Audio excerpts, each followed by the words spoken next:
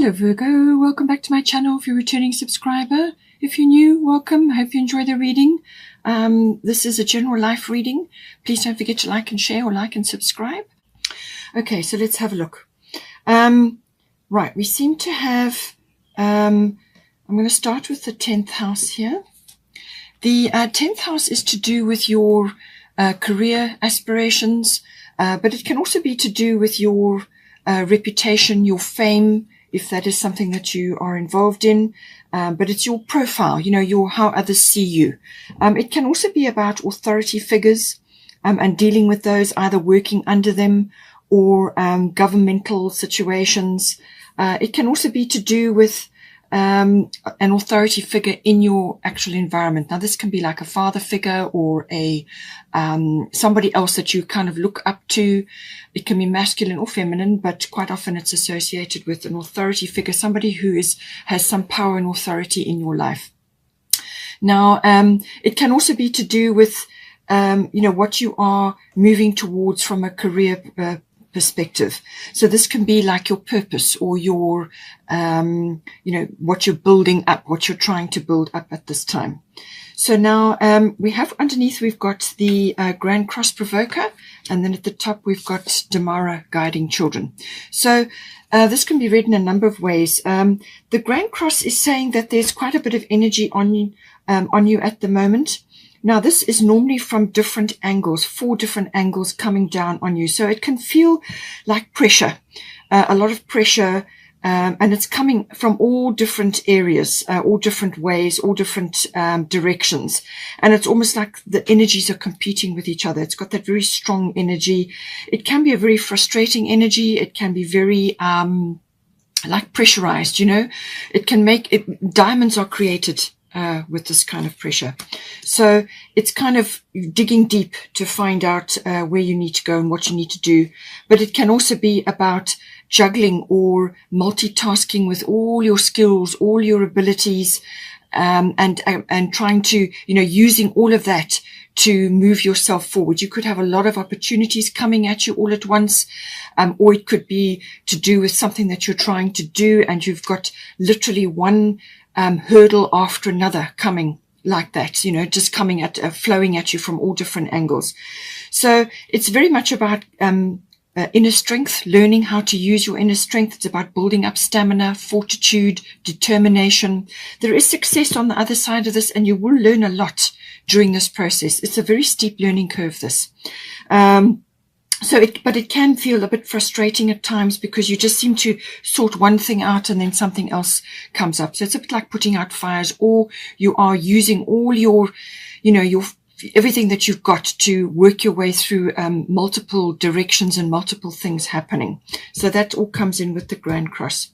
Now, we have got at the top Damara, Guiding Children. So this may be, you may be involved with children or children's activities. There could be from a career perspective, or it could be something that you're involved in where you've got a higher profile to do with children. It can also be involved with children's things, things to do with children. So it says here, you are good at helping, counseling and healing children. Use your skills to help children now. So as I said, it could be a profession thing, or it could be a legacy that you're building up for your own children, if that is something that you're working on.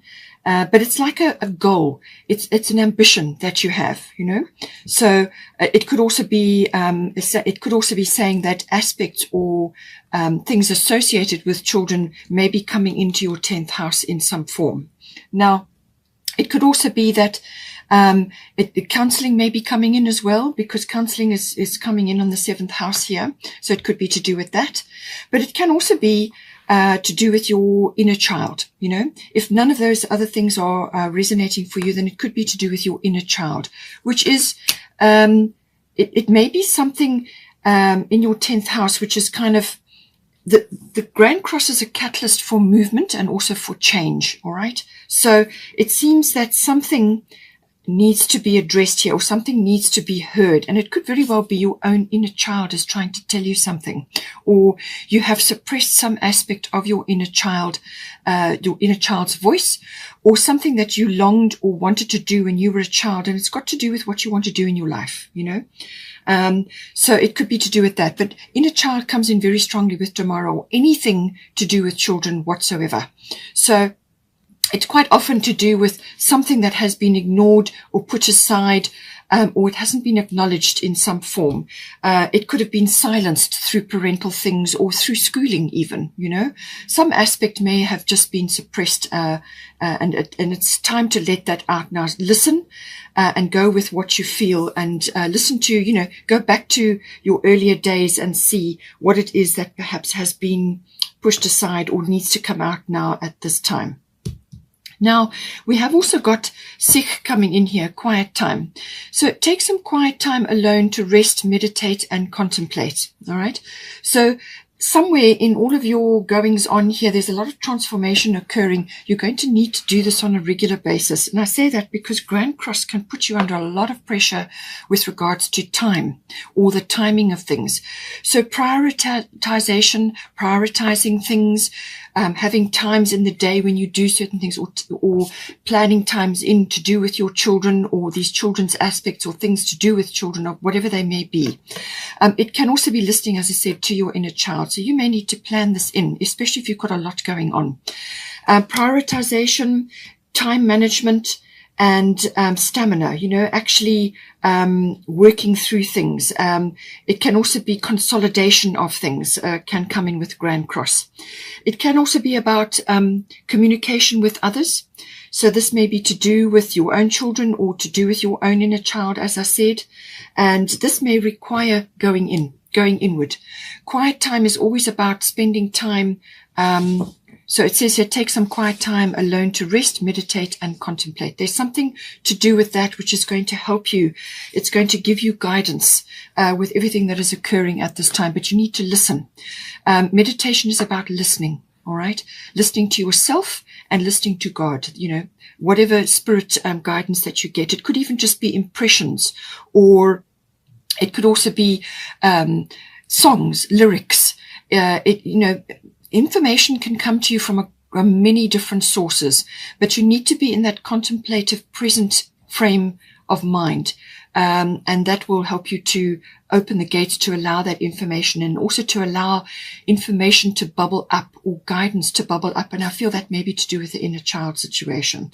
But see, quiet time is going to be required on and off here through a number of situations, and that's going to help you navigate, especially through this Grand Cross situation. Now we have got the seventh house. Seventh house is to do with relationships. Now this is normally close, personal, one-on-one relationships. Now this can be a committed partnership. Now that can be, sorry about the dogs barking.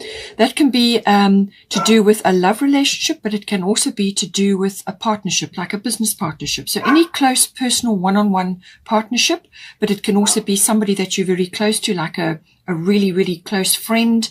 It can also be other people that you may be very closely associated with. It could even be this authority figure. So it's about that.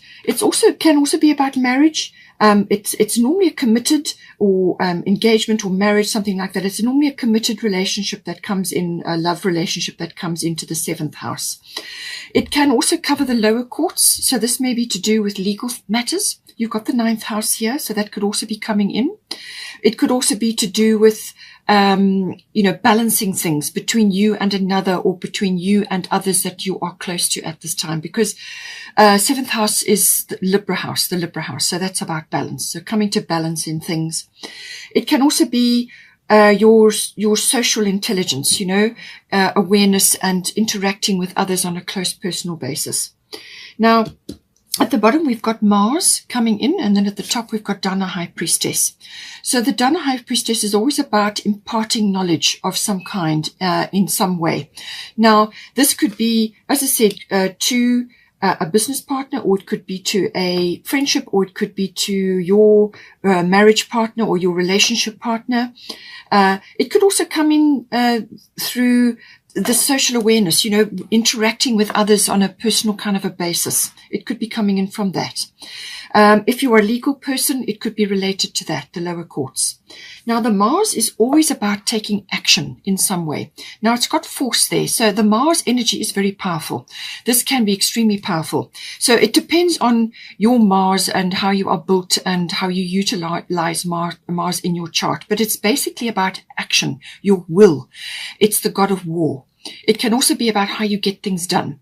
Venus is always about what you like or what you want, and Mars is how you get it. It's that going after, that hunting energy. But it can also be about defending yourself, or facing a challenge, or kind of putting your cards on the table and being very clear about a direction that you want to go in. Now, with this energy, it can also bring in impatience or quick temper. There could also be egos around, people's egos. As I said, in the 7th house, that's entirely possible. That could be an issue that needs to be dealt with. But I feel this is mostly to do with starting something or pushing forward on something. But it can also be, obviously, in a relationship. It can be to sexuality. It can be to passion. It could also be something that is going to motivate this relationship to move forward in some way. With the Mars energy is that initiation. It might be a really great idea, or it could be an action that needs to be taken in some form here. But it's initiating something and moving forward. In some ways, it can be bulldozing. So just be careful with that. As I said, the ego things do come in sometimes. But certainly, I feel it's about taking action, moving forward on something that needs to occur here. Now, with the Dana High Priestess, as I said, this is about receiving intuition and guidance, which we already talked about with Sich. Getting information. There is communication here. And she's got a lot of blue, but it's also about your will, which is your solar plexus, your confidence, your solar plexus chakra, but also your throat chakra, which is your will and your voicing things. So things need to be said here, but it's following guidance. It says you have divine knowledge that can help others through your spiritual teaching. So this may be giving guidance to your person or to another. Or through a justice situation, legal situation, or it could be through interacting with others where you impart knowledge. Now, normally Dana is to do with coursework, seminars, workshops, things like that, imparting knowledge or putting it down into publishing, something like that. Now, this could be that even that you and your person may need to go into some sort of counseling situation. That can also happen. But it's to do with communication, and there is confidence involved here and moving forward, but also learning and downloading information and imparting it to others. But these are people that are in your immediate environment, or those that you are specifically working with at this time. Now, we have also got the 9th house coming in. But before I go on with that, I just want to mention that Mars, this Mars energy is going to be important, I feel, in this month for a number of reasons. But because you've got the Sagittarius energy, you've also got Scorpio and, as I said, the Mars and the 9th house. The 4th of December is a solar eclipse, and that will be in Sagittarius. All right, and that's on the 4th of December. It's conjunct Mercury, and then you've got Chiron sitting in Aries, which is retrograde. Chiron is always about the past, wounds, emotional wounding and healing of all kinds, whether it's a physical healing or an emotional healing. And Mercury is always about expression, communication of all kinds. So I feel something will be said or communicated, or you will receive information, and it's going to bring up something from the past, or an older wounding, or it's to do with putting that to bed, airing something to do with that and actually dealing with it. So 4th of December. Then the other aspect coming in is 8th of December. Mars will be in Scorpio. We've got Scorpio here. Mars will be in Scorpio, and it's going to be squaring Jupiter, which is the ruler of Sagittarius. So I feel that, again, that date, Scorpio is always about things coming up from underneath. It's to do with sexual matters. It's also to do with the death of things, and this can be physical deaths, but it's normally to do with ego deaths, and I did mention ego here. It could also be to do with birthing or rebirthing, regeneration, and so on. And it's squaring Jupiter, and Jupiter wants to free things. Jupiter wants to be expansive. Jupiter wants to bring adventure and exploration into anything. It wants to expand your knowledge, expand what you're doing, and give you opportunities and luck. So I feel that there's going to be a little bit of a square is going to highlight some sort of weakness or some sort of area that needs to be worked on. So that is the 8th of December. Then on the 14th of December, Mars will then move into Sagittarius. And again, the Sagittarius energy is Jupiter rules Sagittarius. So Sagittarius is very expansive, but it's also about seeing the big picture in some way. You could have luck. You could have opportunity. You could also have heightened intuition at that time, which is what we said with the Sikh quiet time. You need to access that, especially with the 9th house. Sagittarius, 9th house is Sagittarius house. So it could also be expansion of some kind, whether it's a physical expansion through travel, or it could be through learning institutions and so on. So there's something coming in again, 14th of December. And then Jupiter, which is the ruler of Pisces, is the ruler of Sagittarius, moves into Pisces on the 30th of December. And I feel that's going to bring an opportunity, or it's going to cool things down, or it's going to create expansion in that area. And Pisces is always about dreams and about emotional things. It's also about connecting to your spiritual self or the universe. It can also be about overcoming things, moving past things as well. So all of these aspects coming in. Now, 9th house, as I said, to do with higher education. So this is universities, adult education.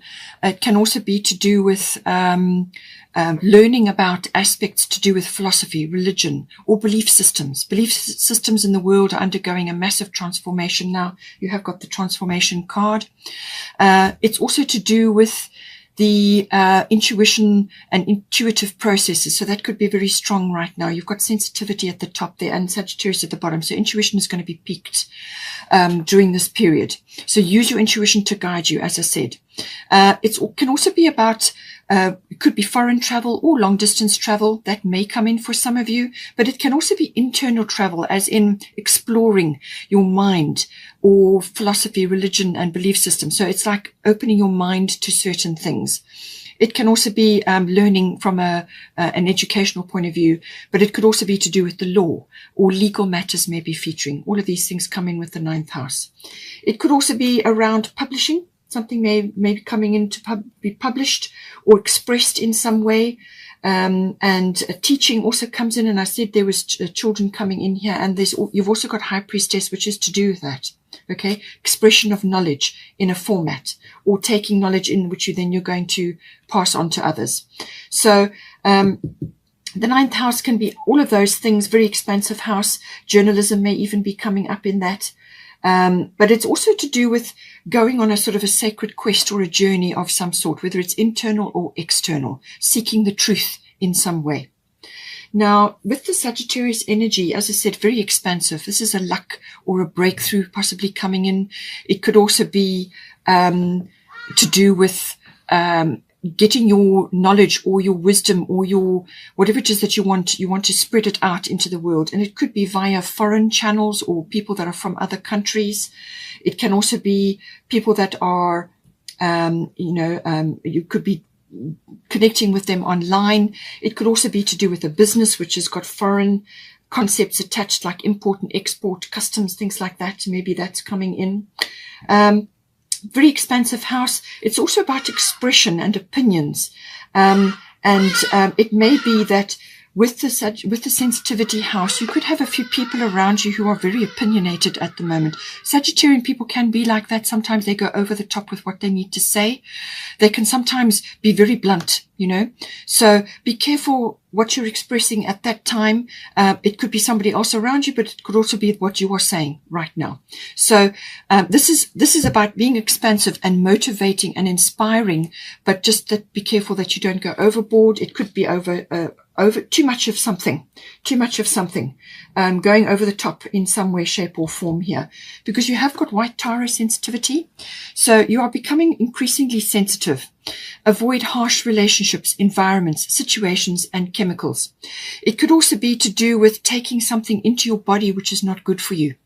Now, this could be a chemical substance. It could be anything that you're taking into your body. It could also be via media. You could be exposing yourself to too much negative media or negative opinions of others. Or it could be aspects that you're just not, that are just not going to work for you in this house. It could be travel related, you know. So be careful what you take into your body. Be careful what you allow in. Go through your home, remove toxic things, and also this could be toxic ideas in the 9th house.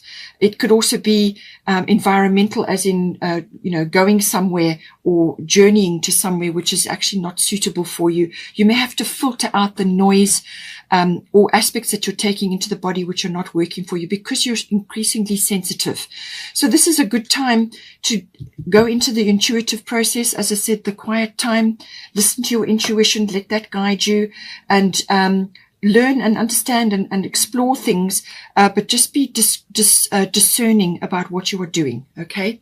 And this could, you know, as I said, it could even be, some of you may be traveling to go and visit certain people at this time of the year, end of the year. It does happen for Christmas or New Year or whatever the situation will be, but be careful with that, and limit exposure to those who are going to trigger you, or to situations or environments that are going to trigger you, okay? Be careful with that, especially this time of the year.